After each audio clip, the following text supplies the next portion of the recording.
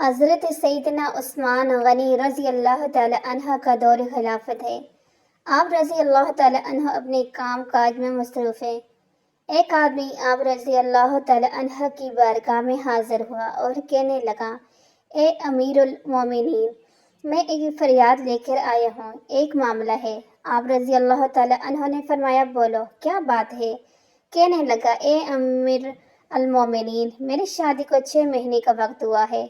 اے امیر المومنین، مگر میری بیوی کو بچہ پیدا ہوا، لہٰذا یہ بتائیں کہ میرے ہاں جو بچہ پیدا ہوا ہے وہ میرا تو نہیں ہے، اس لیے کہ میری شادی کو، میرے نکاح کو بھی صرف 6 مہینے کا وقت گزرا ہے۔ اس وقت عرب کے اندر یہ بات عام تھی کہ 6 ماہ کا بچہ اگر پیدا ہوتا تو وہ حلال کا نہیں مانا جاتا تھا، اس سے حرام کا تصور کیا جاتا تھا۔ یعنی 6 ماہ ابھی شادی کو ہوئے، بچے کی ولادت ہوگی تو لہٰذا لوگ یہ سمجھتے تھے کہ بچہ تو 9 ماہ میں پیدا ہوتا ہے، تو لہٰذا یہ 6 ماہ کم مدت ہے۔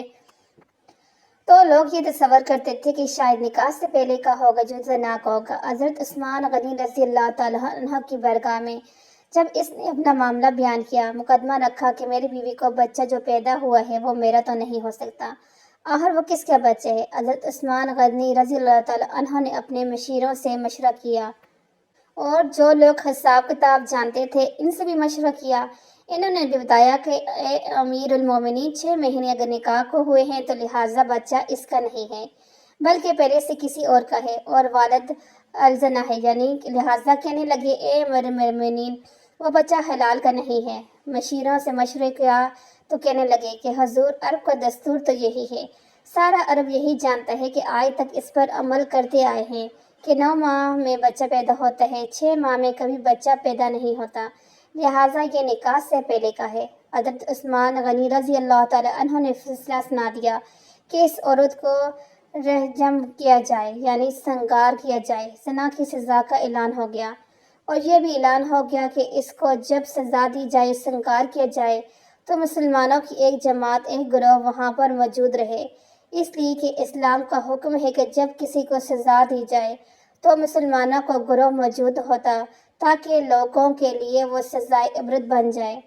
تاکہ اس کے بعد کوئی اس جرم کو نہ کر سکے۔ اللہ اکبر، اللہ اکبر، فیصلہ ہو گیا، سنگار کیا جائے گا، وقت مقرر ہو گیا، جگہ کا انتخاب ہو گیا، اس عورت کو اس مقام پر لایا گیا۔ لوگ نکلے ہیں، گھروں سے جا رہے تھے اس جگہ پر جہاں سزا دی جائے گی۔ سارے مدینے کے اندر خبر پھیل گئی کہ فلاں عورت کو سزا دی جائے گی، وہ مجرمہ پائی گئی ہے، لوگ اسی طرف جا رہے ہیں جہاں پر اس کو سزا دی جائے گی۔ حضرت علی رضی اللہ تعالی عنہ کو بھی اس بارے میں خبر ہوئی۔ آپ رضی اللہ تعالی عنہ فوراً نکلے، آپ اس طرف نہیں گئے جہاں پر عورت کو سزا دی جا رہی ہے، آپ فوراً حضرت عثمان کے پاس پہنچے اور فرمایا، اے عثمان غنی، آپ نے جو اس عورت کو سزا دی، کیا دلیل ہے، کس وجہ سے دی ہے؟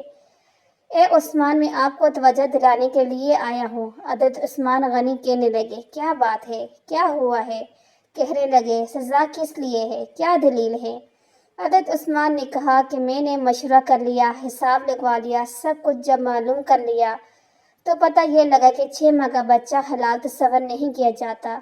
یہ اس بات کی دلیل ہے کہ اس کی شادی کو 6 ماہ ہوئے ہیں اور بچہ 9 ماہ میں جنم لیتا ہے، لہٰذا یہ بچہ کسی اور کا ہے۔ حضرت علی نے فرمایا، اے امیر المومنین، 6 مہینے کے بچے کا ذکر تو قرآن میں موجود ہے، قرآن پاک میں ارشاد باری تعالیٰ ہے۔ ترجمہ، حمل سے لے کر مدت رضاعت پوری 30 ماہ کا وقت ہے، یعنی حمل سے لے کر رضاعت تک کا جو وقت مقرر کیا گیا ہے وہ 30 مہینے کا ہے۔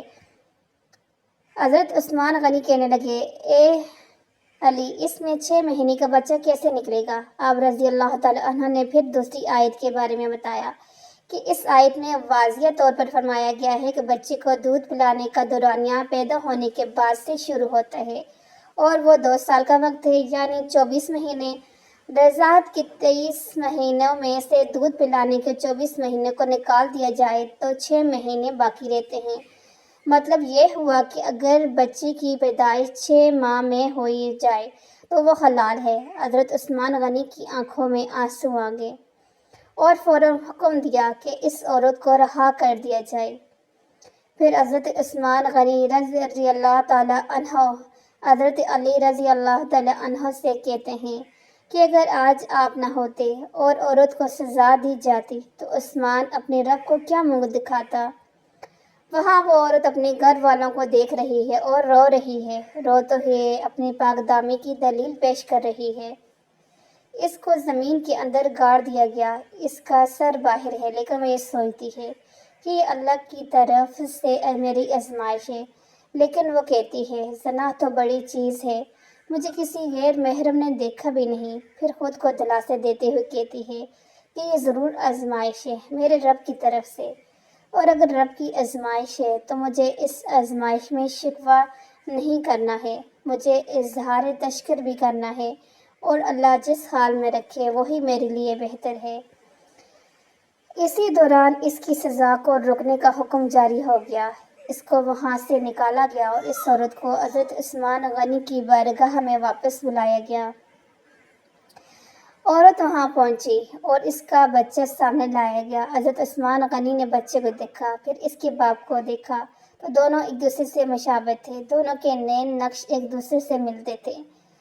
اس واقعے سے یہ معلوم ہوتا ہے کہ اگر 6 مہینے کا بچہ کسی کا پیدا ہو جائے تو اسے غلط نہ سمجھے، اس لیے کہ 6 مہینے کا بچہ پیدا ہو سکتے ہیں، اور اللہ تبارک و تعالیٰ نے وہ مدت قرآن مجید میں بیان فرمائی ہے۔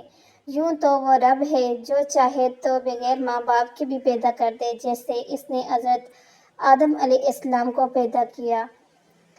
وہ چاہے تو بغیر باپ کے پیدا کر دے، جیسے اس نے حضرت عیسیٰ علیہ السلام کو پیدا کیا۔